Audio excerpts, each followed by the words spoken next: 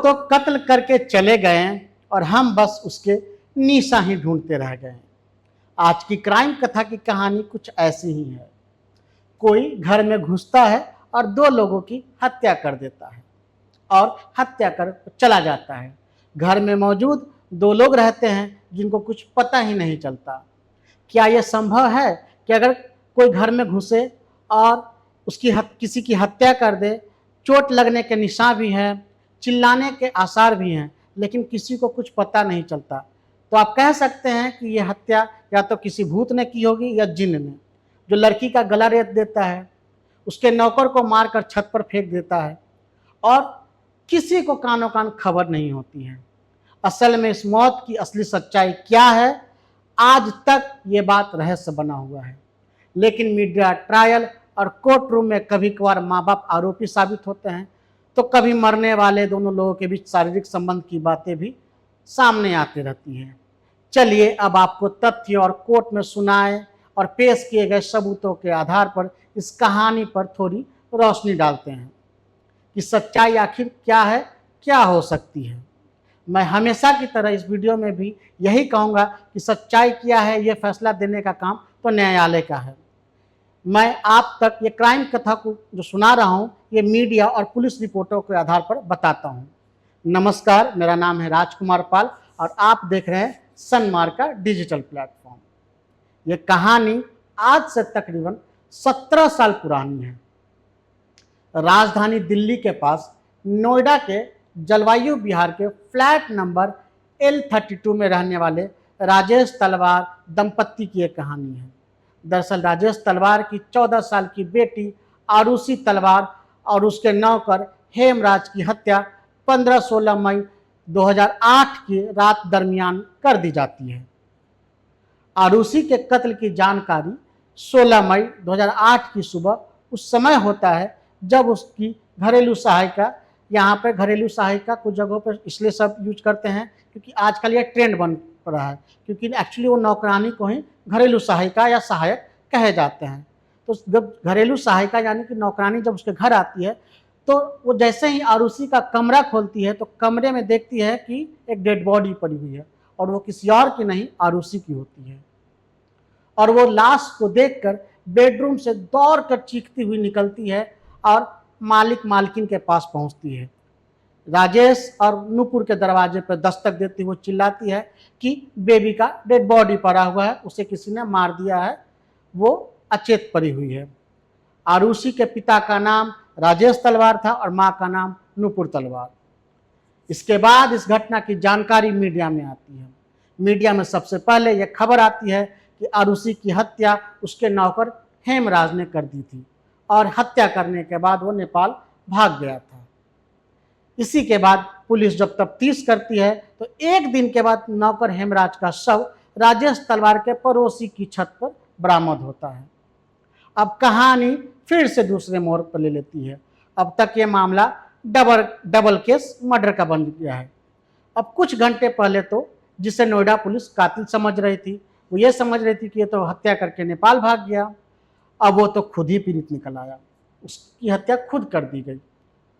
इसी के साथ ये मामला देश भर की मीडिया में छा गया।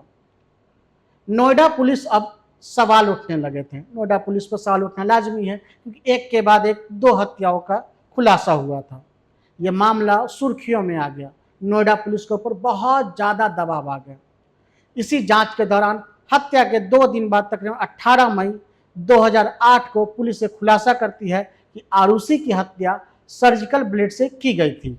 और फिर मर्डर का शक आरुषि के माता पिता राजेश और नूपुर पर चला जाता है क्योंकि वो डॉक्टर थे और बहुत ही सफाई से इसने हत्या की थी, ऐसा पुलिस का शक रहता है।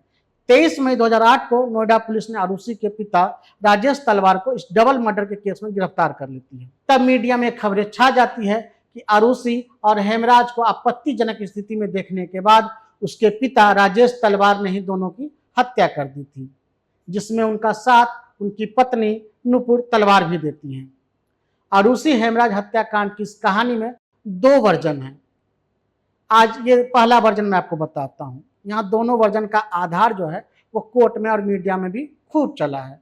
इन्हीं दोनों वर्जनों के आधार पर आज ये कहानी भी मैं आपके सामने पेश कर रहा हूँ।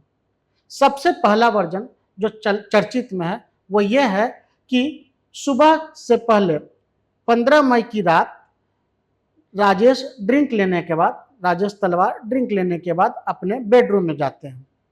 नुपुर और राजेश जिस कमरे में सो रहे होते हैं वहां एसी पहले से खराब था, इसलिए बहुत ज्यादा शोर हो रहा था। लेकिन दोनों को कुछ दिनों से इस शोर में सोने की आदत हो चली थी। दूसरे कमरे में 14 साल की आरुषि थी जो इंटरनेट पे सक्रिय थी। इस कमरे के बाहर एक हॉल था और मुख्य दरवाजे के पास हेमराज का कमरा था। हेमराज या नौकर की बात कर रहा था। हेमराज के कमरे में उसके कुछ दोस्त भी आए थे। उस रात हेमराज के कमरे में उसके दोस्त शराब पी रहे थे, टीवी भी देख रहे थे। हेमराज के कमरे में क्या हो रहा था घर के लोगों को कुछ खबर नहीं थी। इतने में शराब खत्म होने के बाद हेमराज का एक दोस्त कहता है कि जाकर मालिक के शराब लेकर आओ, मुझे और शराब पीनी है। हेमराज बोतल लेने सतर्कता के साथ हॉल के अंदर आता है। घर का जो बरामदा हॉल कह सकते हैं आप। बोतल लेने को जब वो आता है तो वो देखता है कि उसके दो दोस्त आरुषि के कमरे में घुस गए हैं। जैसे ही आरुषि के कमरे में हेमराज गया तो उसने देखा कि उसके सिर पर किसी ने जोरदार, इन दोनों दोस्तों में से किसी ने जोर से उसे मार के उसे बेहोश कर दिया है। अब हेमराज के मना करने पर उसके दोस्त नहीं मानते हैं और बात बढ़ जाने के बाद उसमें से एक आरुषि के गले पर एक धारदार चीज से रेत देता है, उसकी हत्या कर देता है। खून बहने पर हेमराज अपना आपा खो बैठा और उसने दोनों को एक्सपोज करने की धमकी दे दी। यहाँ कहानी है कि हेमराज के जो दोस्त है वही घर के अंदर घुसते हैं और वही उसी में से एक धारदार हथियार से उसको मार डालता है। आरुषि का यह पहला वर्जन था। दोनों हेमराज को पकड़ के अपने साथ ले जाते हैं ऊपर में। अगली सुबह आरुषि की हत्या होने की बात सामने आती है। पूरे दिन पुलिस कार्रवाई चलती रही। उधर हेमराज को अपराध का जब एहसास होता है तो वो 16 मई की रात फ्लैट पर सच बताने के इरादे से लौटता है, लेकिन उसका पीछा कर रहे उसके दोस्त उसे छत पर ले जाते हैं और उसे फिर समझाने की कोशिश करते हैं। जब हेमराज नहीं मानता है तो उसमें से उनका कोई एक दोस्त उसकी हत्या कर देता है। उसके बाद उसकी डेड बॉडी को वहां छोड़कर चला जाता है, जिसका खुलासा अगले दिन ये होता है कि हेमराज की डेड बॉडी छत पर बरामद की गई है। यह था पहला वर्जन। इसका दूसरा वर्जन कुछ और है। इसका दूसरा वर्जन यह है कि 15 मई 2008 की रात राजेश ड्रिंक लेने के बाद अपने बेडरूम में जाता है। नूपुर और राजेश जिस कमरे में सो रहे थे वहां एसी खराब था, इसलिए बहुत ज्यादा शोर हो रहा था। दूसरे कमरे में 14 साल की आरुषि जो थी अपने इंटरनेट पे लगी हुई थी। मुख्य दरवाजे के पास हेमराज का कमरा था। थोड़ी देर सोने की कोशिश करते हुए राजेश की नींद एसी के शोर में खुल जाती है। इसी कारण वो वहां से निकलता है ड्रिंक लेने के बहाने। ऐसा कहा गया है कई रिपोर्टों में कि ड्रिंक लेने के बहाने वो बाहर आता है। इस दौरान राजेश देखता है कि आरुषि के कमरे का दरवाजा हल्का खुला हुआ है और राजेश अंदर जब झांकता है तो देखता है कि आरुषि और हेमराज आपत्तिजनक स्थिति में एक बेड पे सो रहे हैं। राजेश फौरन कमरे में जाता है और घर के अंदर से गोल्फ स्टिक लेकर आता है और आरुषि के कमरे में जाकर हेमराज के सिर पर जोरदार वार कर देता है। एक पिता अपनी बेटी को एक नौकर के साथ देखता है और पिता आपा खो बैठता है और पिता उससे स्टिक से जाके हेमराज को मारता है। आरुषि के साथ इस दौरान कुछ बहस होने लगती है। आरुषि के सिर पर भी वार होता है। इसी बीच नूपुर आ जाती है और सारा माजरा जानकर उसने भी राजेश का साथ देती है, ऐसा रिपोर्टों में बताया गया है। क्योंकि राजेश डॉक्टर और सर्जन थे, इसलिए उनसे अपनी किट निकालते हैं और औजार निकालकर आरुषि के गले पे बहुत ही सफाई से बारीक से एक कट मार देते हैं, जिससे आरुषि का ज्यादा से ज्यादा खून बह जाता है।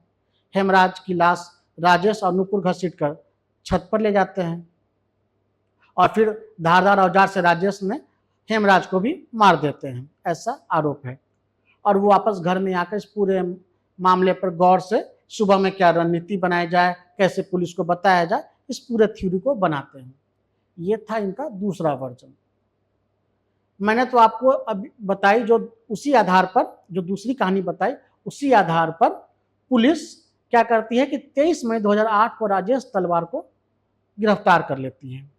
जो दूसरा वर्जन है कि एक बाप देखता है, उत्तेजित हो जाता है, मार देता है। इसी आधार पर पुलिस भी इसको आधार बनाती है और इसी आधार पर उसको गिरफ्तार कर लेती है। जब मामले में ये डॉक्टर दंपति का नाम सामने आता है तो ये केस बहुत तेजी के साथ वायरल होता है, हाई प्रोफाइल केस बन जाता है, क्योंकि तलवार फैमिली बहुत ही संपन्न फैमिली थी।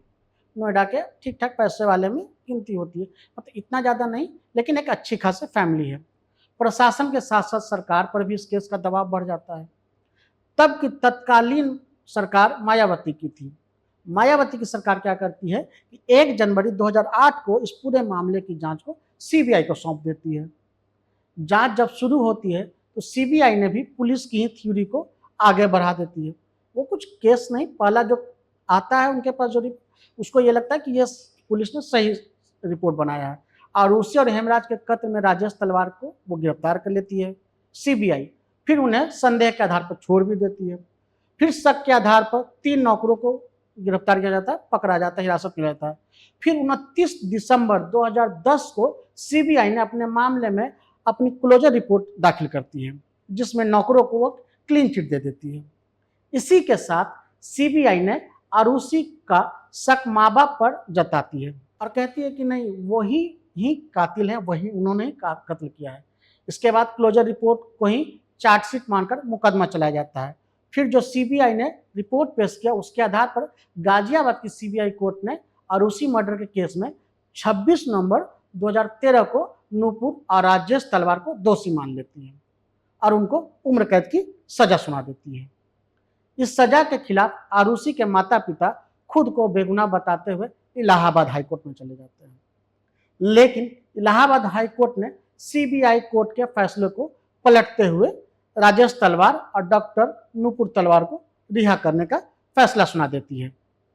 वे गाजियाबाद के डासना जेल से रिहा हो जाते हैं। इसके साथ ही ये सवाल फिर से सबके सामने आ जाता है कि आखिर आरुषि और हेमराज की हत्या किसने की। इस हत्या की गुत्थी बनकर फिर से रह जाती है। दरअसल हेमराज के पोस्टमार्टम करने वाले डॉक्टर नरेश राज ने अपने बयान में कहा था कि जो हेमराज था उसके लिंग में सूजन था। इसका मतलब ये हुआ कि मौत से ठीक पहले उसने सेक्स किया था या फिर सेक्स करने के दौरान उसकी हत्या की गई थी। इलाहाबाद हाईकोर्ट ने पाया कि डॉक्टर नरेश राज ने ये गवाही अपने वैवाहिक अनुभव के आधार पर दी थी। ठीक इसी तरह आरुषि का पोस्टमार्टम करने वाले डॉक्टर सुनील ने आरुषि पर यौन हमले की भी बात कही थी, लेकिन ये बात उन्होंने अभियोजन पक्ष के सामने अपनी चौथी गवाही में कही थी। डॉक्टर सुनील ने अपनी पोस्टमार्टम रिपोर्ट में ये भी इसका जिक्र किया था। फॉरेंसिक रिपोर्ट में ये भी सामने आई कि आरुषि के बिस्तर पर किसी और के खून का डीएनए सैंपल नहीं मिला था। हाई कोर्ट ने आरुषि और हेमराज के शारीरिक संबंध बनाने वाली सीबीआई के दलील को ठुकरा देती है, क्योंकि कोई पुख्ता सबूत सीबीआई पेश नहीं कर पाती है, क्योंकि कोई केस उनके पास था नहीं। वो पुलिस के जो केस था उनको वो आगे बढ़ाते हैं और इसमें तो हाईकोर्ट को लगता है कि बहुत इसमें घालमेल है, कोई बिना तथ्य के आधार पर यह सीबीआई केस को सुलटाना चाहती है, क्योंकि किसी मर्डर केस को सुलझाने का सबसे अच्छा तरीका ये माना जाता है कि कातिल के मकसद के बारे में मालूम किया जाए। इस केस में ये बात अब तक पहेली की तरह थी कि आखिर आरुषि और हेमराज को किसी ने क्यों मारा था। अगर ये किसी बाहरी शख्स का काम था तो फिर वो क्या चाहता था। सीबीआई की दलील थी कि तलवार दंपति ने हेमराज और आरुषि को आपत्तिजनक स्थिति में देखा और इसलिए उसकी कत्ल कर दी, उन दोनों का कत्ल कर दिया। लेकिन हाई कोर्ट ने अपने फैसले में कहा कि ऐसा कोई सबूत तो है ही नहीं जिससे यह माना जाए कि हेमराज का कत्ल या आरुषि का कत्ल उन्होंने किया हो, या आरुषि के कमरे में ऐसा कुछ हुआ हो, जिस्मानी संबंध बनते देखा हो और उसके आधार पर उन दोनों का कत्ल किया गया हो। ऐसा तो कोई सबूत ही नहीं पेश किया गया। आरुषि हेमराज हत्याकांड में इलाहाबाद हाईकोर्ट ने 12 अक्टूबर 2017 को आरोपी तलवार दंपति को सबूतों के अभाव में बरी कर देती है। अब ये रहस्य फिर से रहस्य बन जाती है कि आखिर 15-16 मई के दरमियान रात को कौन या किसने, क्यों, किस लिए, कब आरुषि की और हेमराज की हत्या की थी। ये कहानी आज भी अनसुलझी है और इसका रहस्य आज भी बना हुआ है। आपको हमारी ये खबर कैसी लगी हमें कमेंट करके बताएं, साथ ही में लाइक और सब्सक्राइब करना ना भूलें। साथ ही यहाँ मैं आपको बताता चलूँ कि अगर आपको किसी भी खबर पे या कोई केस पे या कोई हत्याकांड पे आपको डीप जानकारी चाहिए, पूरी कहानी जाननी हो, तो हमें कमेंट करें और हमें कमेंट बॉक्स में बताएं कि आपको किस तरह की कहानी सुननी पसंद है या किस तरह की कहानी आप सुनना चाहेंगे। सन्मार्ग देखने के लिए धन्यवाद।